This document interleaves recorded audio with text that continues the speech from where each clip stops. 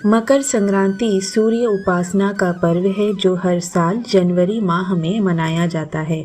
इस दिन भगवान सूर्य धनु राशि से मकर राशि में गोचर करते हैं, जिसे मकर संक्रांति कहते हैं।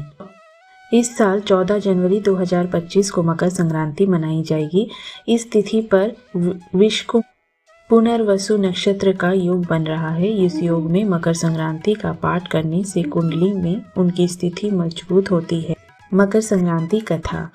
मकर संक्रांति सूर्य उपासना का पर्व माना जाता है। इस दिन पूजा में मकर संक्रांति की कथा का पाठ करने से साधक को मनोवांछित फलों की प्राप्ति होती है।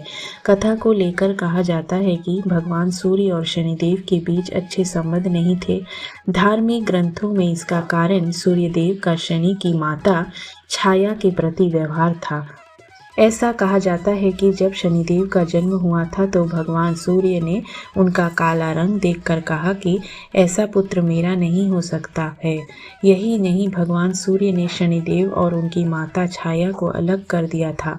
पौराणिक मान्यताओं के मुताबिक जिस घर में सूर्य रहते हैं उसका नाम कुंभ था। भगवान सूर्य देव के ऐसे व्यवहार के कारण उनसे क्रोधित छाया ने उन्हें श्राप दे दिया था। कहा जाता है कि माता छाया ने भगवान सूर्यदेव को कुष्ठ रोग का श्राप दिया था।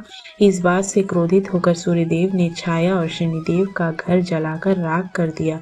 फिर ऐसा कहा जाता है कि भगवान सूर्य को मिले इस श्राप से उन्हें उनके पुत्र यम ने मुक्त कराया था।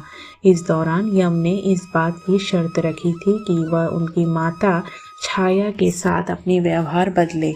यम की इस मांग के बाद भगवान सूर्यदेव ने छाया और शनिदेव से मिलने उनके यहाँ पहुँचे। घर आने के बाद सूर्यदेव ने देखा कि सब कुछ आग में जल कर राख हो गया है और अब वहाँ कुछ भी नहीं है। इसके बाद महाराज शनि ने काले तिल से अपने पिता का स्वागत किया था। माना जाता है कि शनिदेव के ऐसे व्यवहार से खुश होकर भगवान सूर्य ने उन्हें नया घर दिया, जिसका नाम मकर था।